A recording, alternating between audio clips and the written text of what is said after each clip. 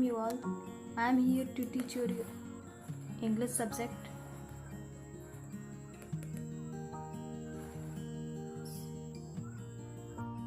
According to content,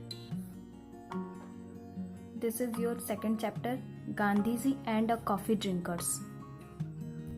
So without wasting a single minute, let's start the chapter.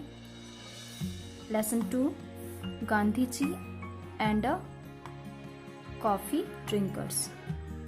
यानी कि गांधी जी और एक coffee पीने वाला. क्लास 6 स्टूडेंट, मैं आप लोग को पहले बता दूं कि इस चैप्टर्स में ये बताया गया है कि जो महात्मा गांधी हैं और एक कहवे के बारे में बताया गया है.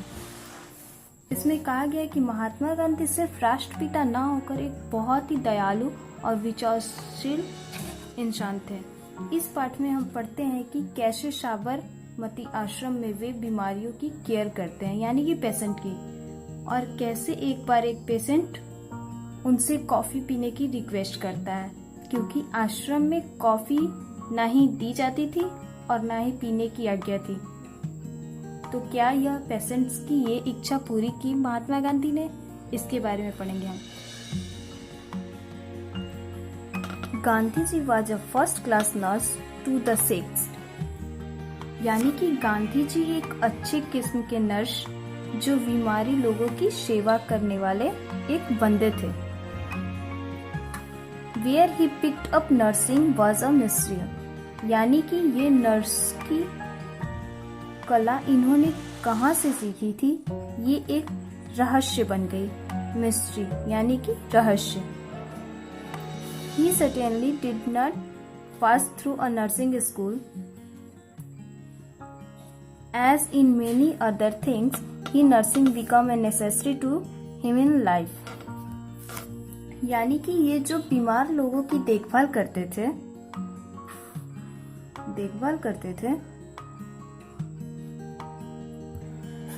इसकी कला ना ही इन्होंने सीखी थी, इसके लिए ना ही उन्होंने कोई परीक्षा पास की थी. Did not pass through a nursing school, यानी कि किसी नर्सिंग विद्यालय से इन्होंने इस चीज की परीक्षा भी पास नहीं की थी. As in many other things, when a nursing become necessary to him in life, he learned it is a hard way of experience. उन्होंने अपनी जिंदगी में बहुत सी चीजें अपने आप सीखी थी, जैसे नर्सिंग, देखभाल करना. इन सबको उन्होंने अपने अनुभव के साथ स्वयं ही सीखा था. इन द आश्रम at a Sabarmati, all sick persons came directly under his I and care, यानी कि उस साबरमती आश्रम में वो जो पर्सन्स होते थे, जो पेशेंट्स लोग होते थे, कमजोर व्यक्ति होते थे, जिनको बीमारियां रहती थी, वैसे व्यक्ति वो सीधे अपनी आंखों के सामने उनकी देखभाल करते रहते थे. कौन करते रहते थे? Mahatma Gandhi. Doctor were of course consult but the care of the sick Gandhi ji arranged in the person, यानी कि वहाँ डॉक्टरों की सलाह, बेशक वहाँ पे डॉक्टरों की सलाह ली जाती थी, consulted, but the care of the sick Gandhi ji arranged in the person, यानी कि लेकिन वो सारे प्रबंध, देख रेख की जिम्मेदारी जो थी वो सब कुछ गांधी जी स्वयं करते थे. It was a joke the specially among young people in the आश्रम, जवान लोगों के बीच जोक वाली बात हो गई थी. That if you want to see Gandhi ji every day, that talk to him and hear him crack jokes, जैसे कि जो भी व्यक्ति थे, अगर वो चाहते थे कि हम गांधी जी को प्रत्येक दिन देखें, उनसे बातें करें, उनकी बातों को सुने, उनके जोक्स को सुने, तो you had only to be a ill and get into a bed. तो उसके बाद बस सिंपल से सजेशन था कि वो तुरंत क्या हो जाते थे? बेड पे पड़ जाते थे, बीमार हुए और किसके देखभाल में चले गए? गांधी जी के. For a Gandhi ji visited the sick every day.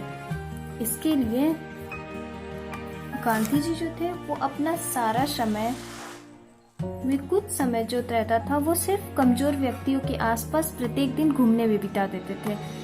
Few minutes at every bedsheet, वो बेड टू बेड जाते थे, यानी कि पेशेंट्स के जो बेड होते हैं उस बेड के पास वो जाते थे। Himself saw to things carefully and never failed to crack and jokes to with the patient। और किस तरीके से वो रोगियों की इम्यूनिटी पावर थे उसको कैसे वो बढ़ाते थे, अपनी बातों से, अपनी अच्छी अच्छी आदतों से उन्हें सिखाते थे, ताकि वो जो भी पेशेंट्स होते थे वो कुछ मिनटों में अपने आप को हैप्पी कर सके। There was a no day too busy for a Gandhi ji to attend a sick person, यानी कि इतना व्यस्तता में एक भी दिन ऐसा नहीं रहता था जिसमें गांधी जी वो सारे जो भी पेशेंट थे, जो सिक पर्सन्स थे, उनको वो अपना समय ना देते हो। There was a once a young lad who went down with a dysentery, यानी कि एक जवान लड़का एक बार आता है और वो वहां पर उसे जब उसकी जांच हुई होती है तो वो बच्चा पेचिस से ग्रसित रहता है। He had done his the best to the accustom himself to the ashram food but failed, यानी कि उसने अपने तरफ से पूरी कोशिश की थी कि जो उसे आश्रम में प्रत्येक दिन भोजन मिलता है वो उसकी आदी हो जाए। वो बच्चा जो था वो चाहता था कि प्रत्येक दिन मुझे इस आश्रम से ही भोजन मिलते रहे, बट ही इज फेल्ड, यानी कि वो असफल रहा। He had a great liking for a coffee, वह बच्चा जो था वो कॉफी का बहुत ही बड़ा शौकीन था। But in the ashram there was no coffee for him, लेकिन उस आश्रम में उसके लिए कहवा नहीं था। कॉफी मीन्स होता है कहवा, कॉफी नहीं था for him, nor was coffee allowed, और ना ही उस कॉफी पीने की वहां पे आज्ञा थी। उस आश्रम में कॉफी नहीं बनता था। In the good time he got right of his the dysentery, यानी कि डे बाय डे वो कुछ समय के बाद उसकी जो पेचिस बीमारी थी वो धीरे धीरे ठीक होने लगी। एंड वॉज नाउ रिकवर, और वह उससे उसको आराम मिलते गया, वो उसको रिकवर करते गया। Gandhi ji visited him for a few minutes every day during his usual rounds, यानी कि ये जो थोड़े से पल थे जब गांधी जी उससे मिलते थे तो उसे those few minutes were like a tonic to the poor lad, यानी कि जैसे ही वो बेड पे जाते थे उससे प्रत्येक दिन बातें करते थे, ये सब चीजों की वो आदी हो चुका था, उसे ये सब चीजें अच्छी लगने लगी थी। और जब भी महात्मा गांधी उसके करीब जाते थे, उसके बेड के पास जाते थे, तो उसे लगता था कि उसे कोई टॉनिक मिल गई हो, यानी कि ताकत। Is that clear?